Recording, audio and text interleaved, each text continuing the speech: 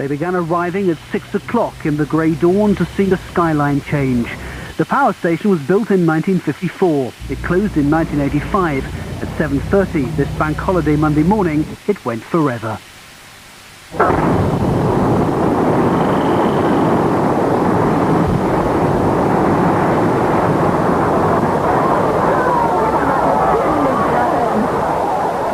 The main building was split in half and blown in on itself.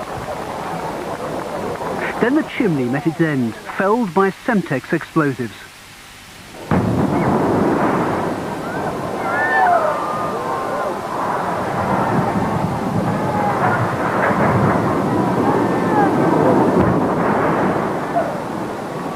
The crowd enjoyed it.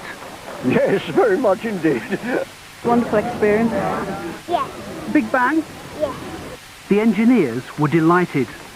Absolutely fantastic. Wonderful job. Went absolutely according to plan. How much explosives were used? About 100 kilograms of Semtex. And how many tons of rubble have you got?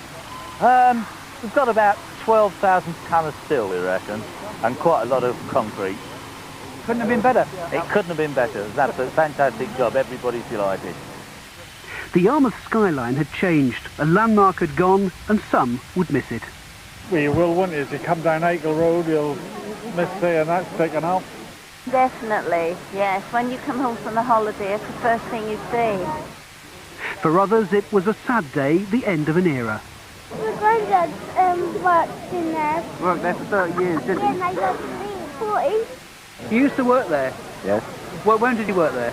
From 1963 to 1987. And you're going to miss it? Very much. Sad memories? Good friends and a lovely place to work. So a Yarmouth landmark gone forever. But here's another chance to see how it was and to see how it went.